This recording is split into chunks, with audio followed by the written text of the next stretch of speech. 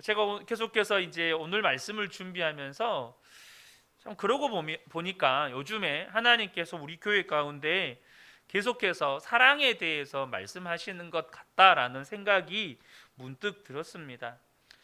그만큼 사랑하는 일이 중요한 일이기도 하지만 우리에게 반드시 성취되고 열매 맺어져야 할 하나님의 역사이기 때문에 그렇게 말씀하시는 것이 아닌가라는 생각이 듭니다. 사랑이 우리 그리스도인의 삶에 또 주님의 몸에 지체로 부르심을 받는 공동체에서 근본적인 것이고 대체할 수 없는 것이고 또 가장 중요한 결정적인 것이라면 저와 여러분이 사랑이 무엇인지에 대해서 분명하게 알 필요가 있습니다. 사도 바울은 본문에서 사랑이 무엇인지에 대한 정의를 내리고 있습니다. 제가 한 구절 한 구절 이렇게 막 언어적으로 이렇게 막 파가면서 이렇게 나누지는 않겠습니다. 정확하게 우리가 사도 바울이 정의하는 사랑이 무엇인지 알아야 이게 사랑을 하는 거구나라는 것이 우리 안에 뭔가 그림이 잡히지 않겠습니까? 먼저 사도 바울은 이 사랑을 묘사하면서 동사를 사용합니다. 동사. 그러니까 사랑하는 사람들은 그 사랑을 특정한 방식의 행동으로 나타낸다는 겁니다. 나는 당신을 사랑합니다. 말로 떠드는 게 아니고요. 사랑은 반드시 어떤 특정한 행동으로 그 사랑이 표현되게 된다는 겁니다. 사랑하는 사람은 그 속에 계시는 성령님에 의해서 하나님의 사랑이 계속해서 부어지고 또 그 사랑 때문에 그 안에서 그 내면이 계속해서 빚어지고 변화되어져 갑니다. 따라서 사랑하는 사람이라면 반드시 하게 되는 행동이 있고 또한 하지 않게 되는 행동이 있는 것입니다. 그러므로 사랑을 드러내는 행동들은 주님의 몸의 지체로 부르심을 받은 저와 여러분에게 언제나 최우선적인 행동이 되는 겁니다. 행동으로 표현된 사랑이 없으면 그 교회가 아무리 활발하고 성공적이고 또 규모가 크고 그렇다고 할지라도 외부에서 보면 저 교회는 정말 어마어마한 교회다 이렇게 평가를 받을지 몰라도 그 교회는 반드시 영적으로 침체되고 쇠하여질 수밖에 없다는 거예요. 무슨 말이냐면 우리가 주일날도 나누었죠. 계시록 2장 4절에서 5절 말씀인데요. 그러므로 너를 책망할 것이 있나니 너는 처음 사랑을 버렸느니라. 에베소 교회에 대한 책망의 말씀이죠. 그런데 이 사랑을 버린 것의 결과로 주님이 뭐라고 말씀하시냐면 그러므로 어디서 떨어졌는지를 생각하고 회개하여 처음 행위를 가지라. 만일 그리하지 아니하고 회개하지 아니하면 내가 내게 가서 네 촛대를 그 자리에서 옮기리라. 여러분, 사랑이 없어도 얼마든지 교회는 활발한 활동들을 할 수 있습니다. 그것이 사역의 이름으로 또 봉사의 이름으로 또 각종 훈련의 이름으로 다양한 모양으로 활발하게 드러날 수 있어요. 에베소 교회가 그랬습니다. 에베소 교회가 그 부분에 대해서 하나님께 칭찬받을 정도로 활발한 사역들이 교회 안에서 일어났어요. 그럼에도 불구하고 주님이 뭐라고 하시냐면 사랑이 없는 거로 네 촛대를 옮겨버리겠다라고 말씀합니다. 또 본문에서 사도 바울이 사용하는 동사들은 현재 진행형입니다. 이게 무슨 말이냐면 이 말은 아까 행동한다고 말씀드렸죠. 이 행동으로 표현된 사랑이 끊임없이 반복이 되어서 습관이 되었다는 거예요. 이 행동이 반복이 돼요. 사랑을 표현하는 행동이 반복적으로 표현되다 보니까 습관이 되어서 이제는 그 성도들의 삶에 깊숙이 스며들어서 이제는 그 사람의 인품으로 그 사람의 삶의 방식으로 나타난다는 겁니다.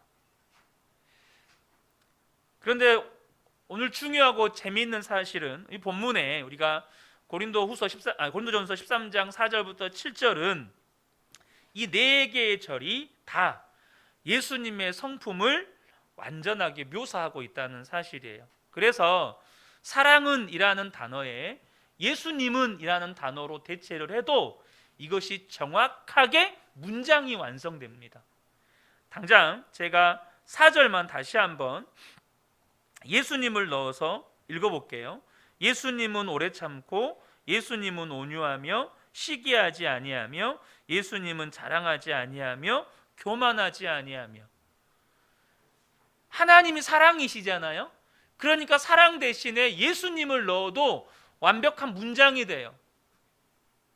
예수님의 성품을 완벽하게 묘사해주고 있고 예수님의 삶을 완벽하게 묘사해주는 말씀이라는 거예요. 그러면 본문에서 사도 바울이 정의하는 사랑은 뭘까요? 첫 번째는 사랑은요, 어둠의 역사에 저항한다는 거예요. 사랑은 어둠의 역사에 저항합니다. 사도 바울은 우리 안에 있는 자아의 죄, 우리 안에 있는 그 어둠을 그대로 인정하고 그것들을 적극적으로 거부하는 것이 사랑이다라는 것을 우리에게 알려줍니다. 여러분, 우리 안에 있는 어둠, 이 어둠의 역사가 뭘까요? 4절부터 보면 이 동사 앞에 이 부정 형태의 동사, 그러니까 부정하는 거죠. 그것이 쭉 소개가 돼요. 4절부터 다시 한번 보겠습니다.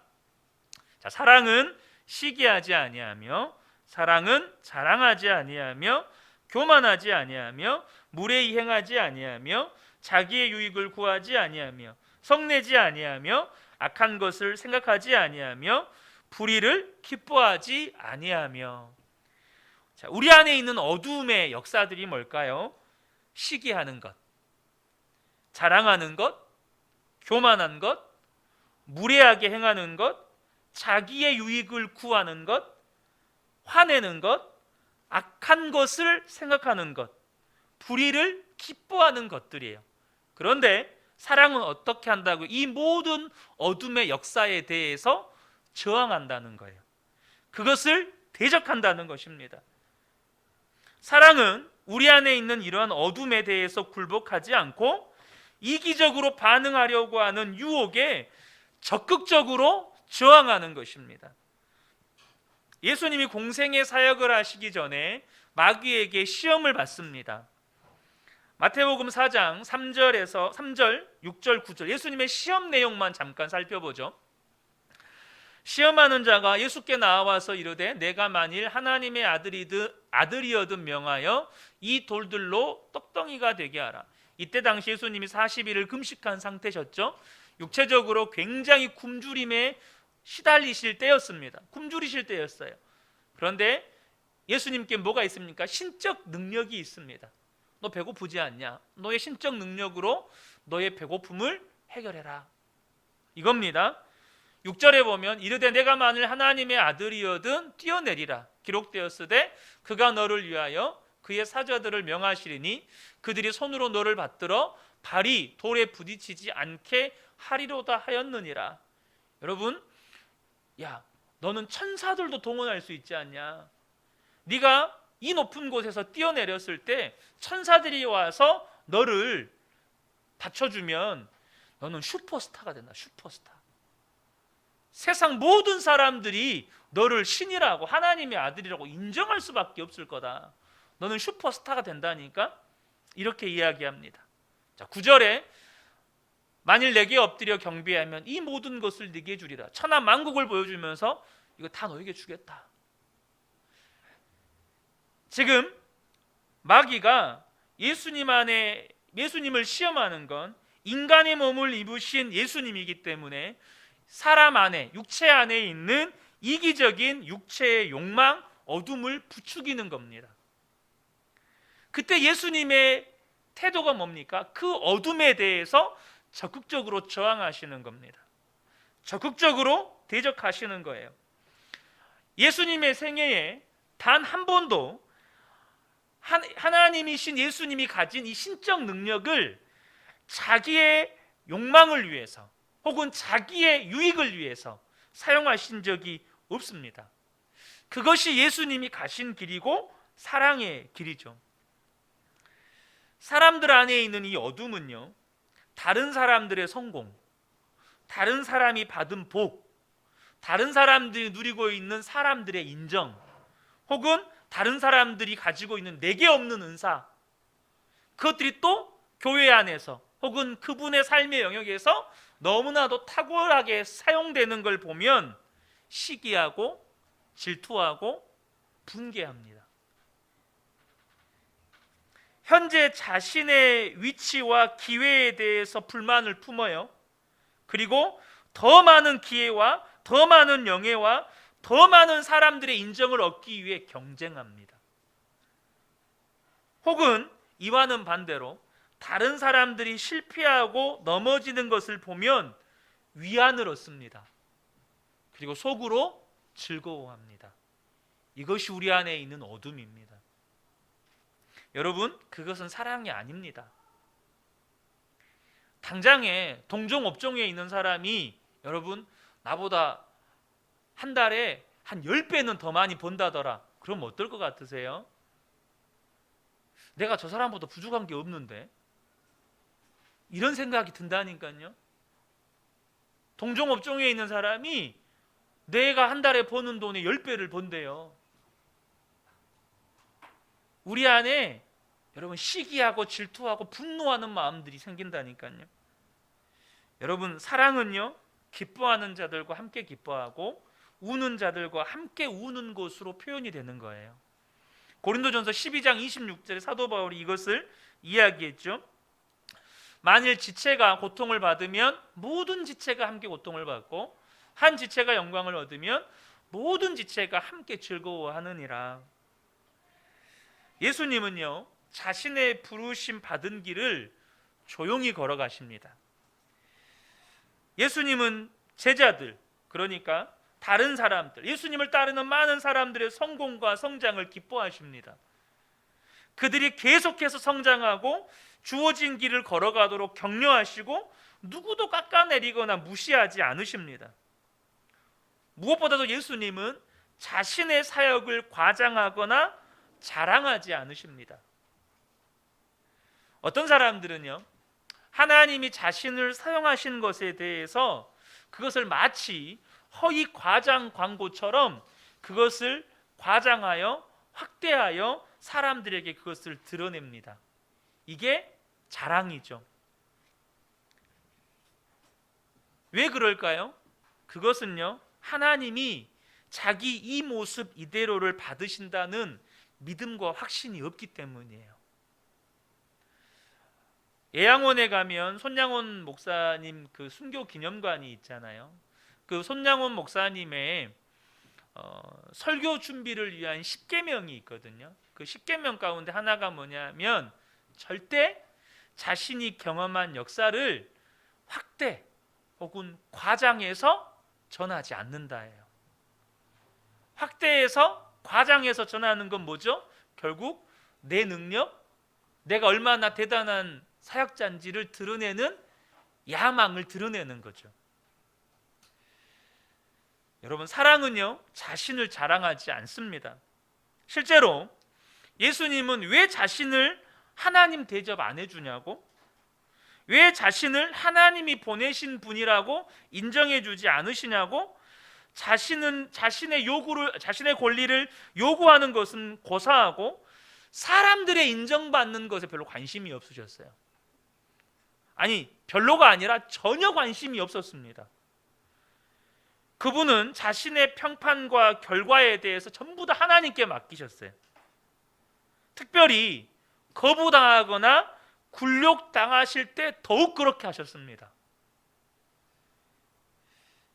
반면에 우리 인간 안에, 우리 사람들 안에 있는 어둠은 어떻게 역사합니까? 다윗이 골리앗을 이기고 이제 승전에서 오는 거예요. 이제 개선군들이 들어오는 거죠. 승전군들이. 그때 백성들로부터 다윗이 칭송받기 시작합니다. 그때 사울 왕 안에 어둠이 역사하기 시작해요. 뭡니까?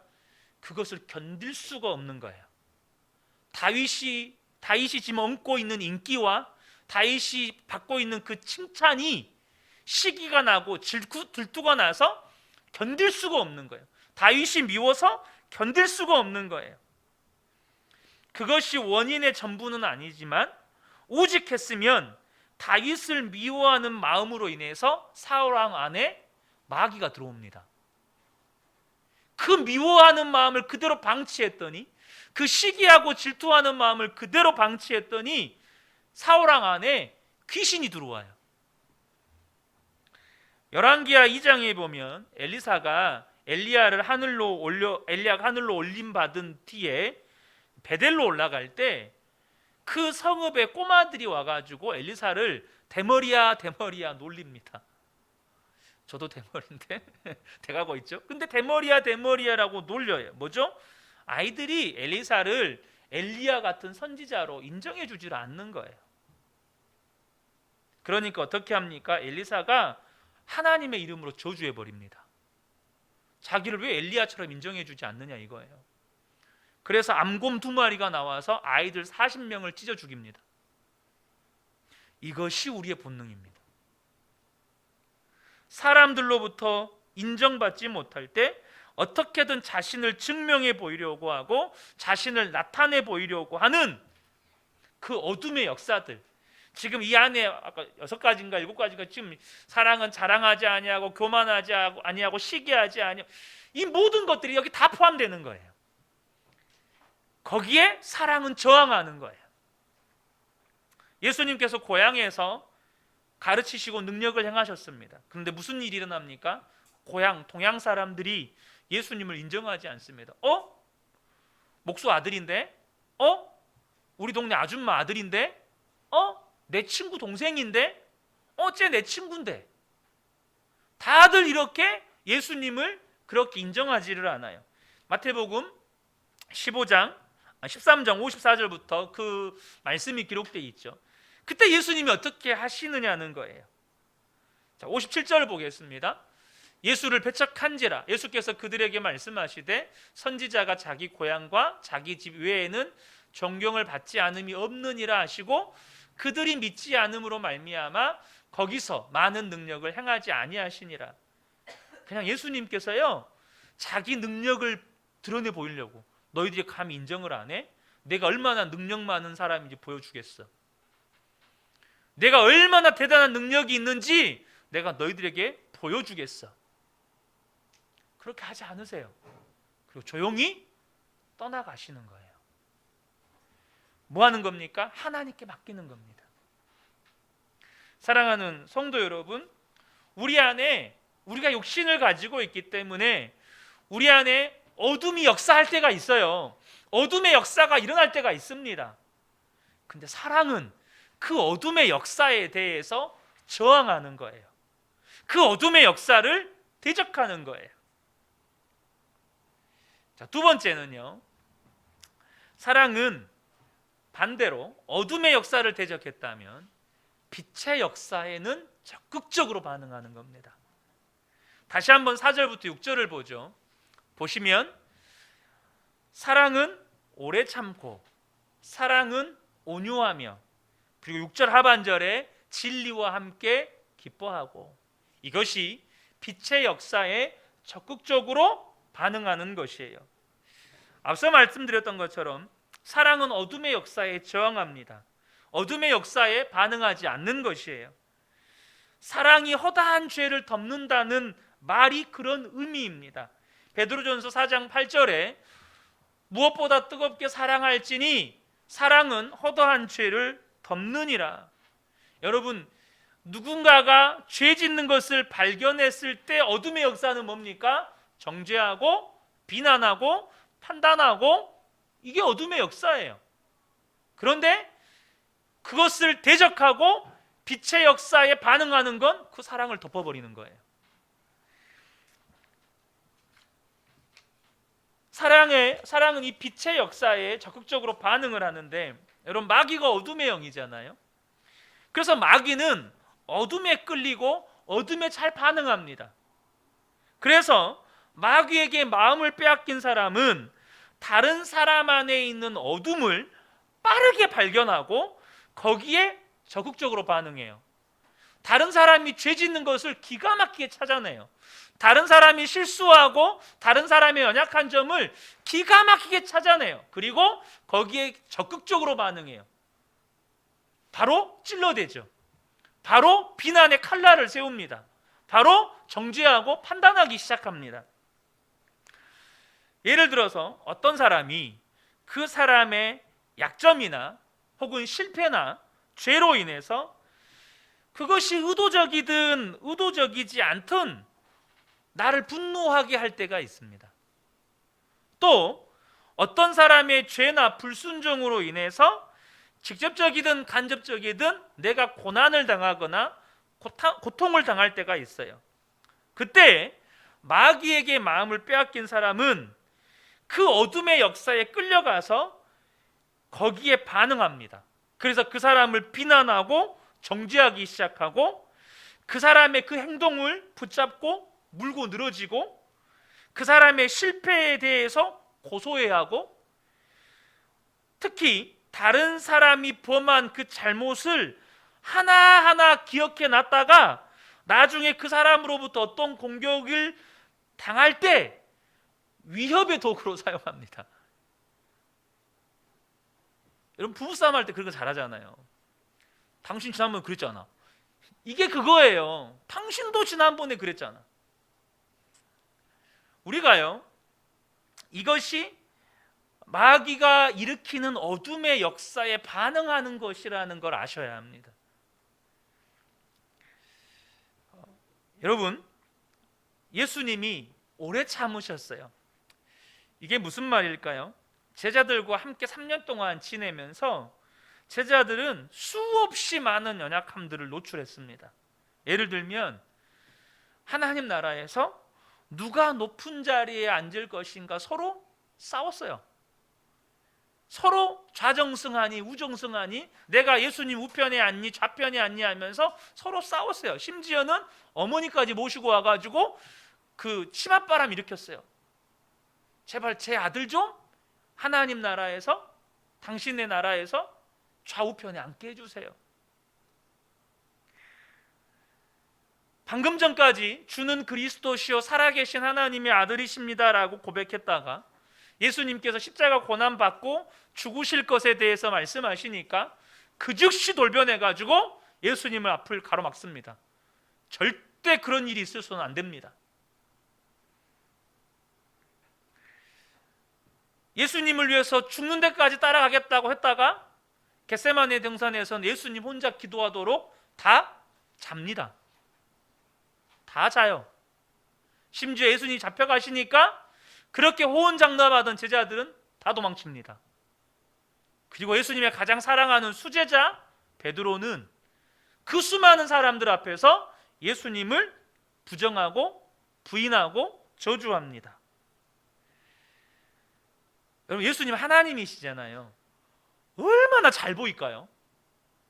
제자들의 연약함, 제자들의 실수, 제자들의 실패 얼마나 자주 보일까요? 그러나 예수님은 그들의 변덕, 그들의 결점, 그들의 믿음 없음, 그들의 실수와 연약함보다 하나님께서 그들에게 주신 강점과 잠재력을 보셨습니다. 하나님께서 빚어가실 그리스도의 형상을 보셨어요. 요한복음 21장에 보면 예수님을 배신했던 베드로가 부활하신 예수님을 갈릴리 호숫가에서 만나는 장면이 기록이 되어 있습니다. 자, 요한복음 21장 17절입니다. 세 번째 질문입니다. 요한의 아들 시몬아, 네가 나를 사랑하느냐 하시니 주께서 세 번째 네가 나를 사랑하느냐 하심으로 베드로가 근심하여 이르되 주님 모든 것을 아시오니 내가 주님을 사랑하는 줄을 주님께서 아시나이다. 예수께서 이르시되 내 양을 먹이라. 자, 여러분, 베드로가 며칠 전에 나를 사람들 앞에서 침뱉어가면서 배신했거든요. 3일 만에 여러분이 만났어요. 여러분이 3년 동안 정말 온 맘 다해 온 힘 다해 목숨 다해 사랑하고 그 모든 필요를 채워주고 물심양면으로 섬기고 그렇게 사랑으로 섬겼던 그 사람이 사람들 앞에서 자기가 침뱉으면서 나를 부정하고 부인하는 거예요. 3일 만에 만났어요. 3일 만에. 자, 여러분 뭐라고 하시겠습니까? 자, 그 성도한테 내가 3년을 사랑으로 섬겼는데 사람들 앞에서 침뱉으면 나 저 사람 몰라요. 나는 죽어도 저 사람 몰라요. 이렇게 부인했어요. 우리는요, 두 말 않고 너 그때 왜 그랬냐? 바로 본능적으로 이 말이 튀어나올 겁니다. 너 그때 왜 그랬냐? 네가 사람이냐? 왜요? 우리의 눈은, 우리의 육신의 눈은 어둠에 집중하고 있기 때문이에요. 그 사람의 연약함과 그 사람의 실수와 그 사람의 실패에 집중하고 있기 때문이에요. 근데 예수님은 무슨 질문을 하시죠? 요한의 아들 시몬아, 네가 나를 사랑하느냐? 왜 예수님이 이 질문을 하실까요? 베드로가요, 알아요. 자기가 실패했다는 거 알고 그것 때문에 너무나도 수치스럽고 예수님 앞에 설 용기도 없었어요. 그러나 여러분, 그 사람들 앞에 부인했다고 하는 그 사실이 베드로 안에 예수님을 사랑하는 마음이 있다는 것까지 부인하지는 않아요. 부정하지는 않아요. 여전히 베드로 안에는 예수님 사랑하는 마음이 있어요. 근데 예수님은 베드로가 실패한 것을 바라보시지 않고 여전히 베드로 안에 하나님이 심겨두신 하나님을, 예수님을 사랑하는 그 마음을 주목하시는 거예요. 그리고 여전히 하나님께서 베드로를 그리스도 형상으로 빚으셔가지고 앞으로 베드로를 변화시켜갈 그 모습을 바라보고 계시는 거예요. 그러니까 주님이 하시는 말이 뭐냐면 내 양을 먹여라. 난 너 같은 놈한테 앞으로 절대 못 맡긴다. 우리는 여기서 끝이다. 저 그랬다니까요. 과거에 그랬어요. 친구가 용서가 안 되더라고요. 우리 같으면 야, 넌 이제 앞으로 나가고 넌 남남이다. 나는 너 모른다. 근데 예수님 뭐라고 말씀하시죠? 내 양 먹여라. 그리고 말씀하십니다. 18절에 내가 진실로 내게 이르노니 네가 젊어서 스스로 띠띠고 원하는 곳으로 다녔거니와 늙어서는 내 팔을 벌리리니 남이 내게 띠띠우고 원하지 아니하는 곳으로 데려가리라. 이 말씀 무슨 말일까요? 베드로가 어떠한 모습으로 하나님께 영광 돌릴 것인지를 말씀해 주시는 거예요. 지금 예수님의 시선은 어디에 있죠? 베드로가 어떠한 모습으로 하나님께 영광 돌릴 것인지에 머물러 계세요. 실패자 베드로에게 예수님의 시선이 있지 않고 어떠한 모습으로 살아갈 것이고 하나님께서 어떠한 모습으로 빚어갈 것이고 그로 말미암아 하나님께서 베드로를 어떠한 모습으로 하나님께 영광 돌리게 할 것인지에 예수님의 시선이 머물러 있다는 거예요. 사랑하는 성도 여러분, 이게 사랑입니다. 사랑은 빛의 역사에 적극적으로 반응해 가는 거예요. 성도 옆에, 성도 안에 혹은 아내나 남편 안에, 자녀들 안에 연약한 것, 실패한 것, 나를 힘들게 하는 것, 나를 아프게 하는 것, 거기에 집중하면서 그것을 찔러대는 게 아니고 그 어둠에 반응하는 게 아니고 하나님이 그 안에 심어놓으신 하나님의 선한 것, 그리스도의 형상대로 하나님이 빚어가시는 것, 그 하나님께서 앞으로 이루어 가실 그 사람의 미래의 모습들, 그것을 보고 거기에 믿음으로 반응해 가는 거예요. 그게 사랑입니다.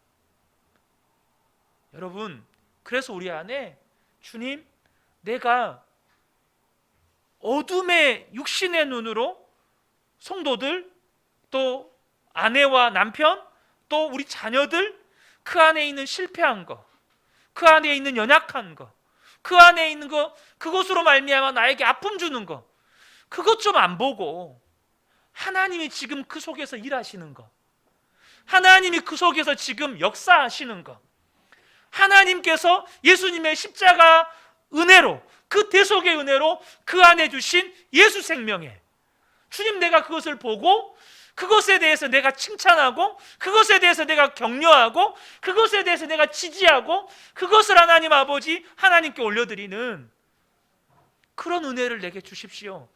이게 우리 안에 기도가 돼야 되는 거예요. 마지막으로 세 번째가 사랑은 오직 하나님으로부터 오는 선물이라는 거예요. 사랑은 오직 하나님으로부터 오는 선물이에요. 오늘 본문 7절 말씀인데요. 여기 보시면 사랑을 이렇게 정의합니다. 모든 것을 참으며 모든 것을 믿으며 모든 것을 바라며 모든 것을 견디느니라. 모든 것이 4번 나와요. 자, 한번 여러분께 질문하겠습니다. 여러분에게 이 말이 실현 가능합니까? 모든 것 참으신가요? 모든 것을 믿고 모든 것을 바라고 모든 것을 견디십니까? 이것은 하나님과 나와의 관계에서 지금 말씀하시는 게 아니고 성도와 성도와의 관계, 당장 인간과 인간 사이의 관계의 사랑에 대한 이야기예요. 예수님이 우리에게 보여주신 사랑인데 그것이 인간관계에서 적용되는 그 사랑이에요. 이걸 뭘 말하는 거죠? 우리는 모든 것을 견딜 수 없어요. 모든 것 참을 수 없어요. 모든 것 바랄 수 없고 모든 것을 믿을 수 없어요. 여러분, 이것은 인간의 인격이나 성품이나 자질이 아니고 하나님으로부터 오는 선물인 것을 우리에게 보여주는 것입니다. 그렇기 때문에 여러분, 우리의 일상의 삶에서 다양한 환경과 관계 속에서 우리로 하여금 모든 것을 참고 믿고 바라고 견딜 수 있도록 해주는 것은 예수님 안에 있는 하나님 사랑뿐이에요. 오직 우리가 하나님 사랑 안에 충만하게 거할 때 사랑이 되어지는 거예요. 그래서 세 번째 바울이 정의하는 사랑은 뭐냐면 우리가 오직 하나님 사랑 안에 거해야 우리가 사랑할 수 있다는 것을 우리에게 알려주는 겁니다. 우리가 다시 주일 말씀으로 돌아가셔야 돼요. 예수님 사랑 안에 거해야 우리는 사랑의 열매가 맺어지는 것입니다. 다시 한번 주일 본문 말씀을 보도록 하겠습니다. 요한복음 15장 9절에서 12절인데요. 한번 이 말씀을 같이 함께 읽었으면 좋겠습니다. 우리 함께 읽겠습니다. 아버지께서 나를 사랑하신 것 같이 나도 너희를 사랑하였으니 나의 사랑 안에 거하라. 내가 아버지의 계명을 지켜 그의 사랑 안에 거하는 것 같이 너희도 내 계명을 지키면 내 사랑 안에 거하리라. 내가 이것을 너희에게 이름은 내 기쁨이 너희 안에 있어 너희 기쁨을 충만하게 하려 함이라. 내 계명은 곧 내가 너희를 사랑한 것 같이 너희도 서로 사랑하라 하는 이것이니라. 아멘. 여러분, 이번 주간 얼마나 예수님 사랑 안에 거하고 계십니까? 계속해서 주님이 우리에게 사랑에 대해서 말씀하고 계시잖아요. 여러분, 아셔야 합니다. 주님께서 마태복음 24장에 마지막 때에 일어나는, 주님이 가까이 오실 때에 마지막 때에 일어나는 현상들 가운데 하나가 사랑이 식어진다는 것입니다. 그럼 잘 아시죠? 사랑이 식어진대요. 그럼 역으로 이 시대에 정말 주님의 사랑이 강력하게 선포되어져야만 해요. 이 마지막 때의 마귀의 역사가 사랑이 식어지게끔 하는 역사라면 우리는 역설적으로 강력하게 사랑이 선포되어져야만 해요. 여러분, 저와 여러분이요, 주님 사랑 안에 거하지 않으면 아무것도 안 돼요. 아무것도 안 돼요. 여러분, 이번 주 한 주간 주일부터 오늘까지 한 3일 정도 지났는데요. 주님 생각 얼만큼 하셨습니까? 주님 사랑 얼만큼 묵상하셨나요? 주님 사랑 안에 얼만큼 거하셨나요? 여러분을 정죄하고자 함이 아니라 그게 우리가 살 길이기 때문에 그렇습니다. 그래야 살아요. 그래야 우리가 사랑하며 살아요. 그래야 우리가 예수 생명으로 충만해져서 살아요. 사랑하는 성도 여러분, 다시 한번 주님의 말씀 앞에 우리가 돌아서기를 축복합니다. 사도 바울이 정의하는 사랑은 어둠의 역사에 저항합니다. 우리가 육신의 몸을 입고 있기 때문에 마귀는 끊임없이 우리 안에 어둠으로 역사할 때 사랑은 그 어둠에 저항하는 겁니다. 시기가 일어날 때 거기에 저항하는 거예요. 분노가 일어날 때 거기에 저항하는 겁니다. 교만이 일어날 때 거기에 저항하는 거예요. 반면에 사랑은 빛의 역사에 적극적으로 반응하는 겁니다. 오히려 누군가의 연약함이 드러날 때 어둠의 역사는 그걸 정죄해야 돼요. 비난해야 돼요. 비난의 칼날을 난도질을 해야 돼요. 근데 적극적으로 사랑으로 덮어버리는 거예요. 적극적으로 주님의 역사하심을 쫓아서 사랑으로 덮어버리는 거예요. 그러나 이 모든 것은 저와 여러분이 주님 사랑으로 충만해질 때 그렇게 사랑하며 살게 되는 것입니다. 우리 그 은혜 교회가 여러분 사랑만 하며 사는 교회가 되기를 소원합니다. 우리 성도님들의 삶이 사랑만 하며 사시게 되기를 축복합니다. 그러면 여러분 주님 말씀하셨잖아요. 내가 이것을 너희에게 이름은 내 기쁨이 너희 안에 있어 너희 기쁨을 충만하게 하려 함이라. 여러분 사랑하며 살면 기쁨이 충만하지 않을 이유가 없습니다. 우리 그 은혜 교회 안에 모든 성도님들 가운데 이 말씀의 은혜가 충만하게 임하시기를 주님의 이름으로 축복합니다. 아멘.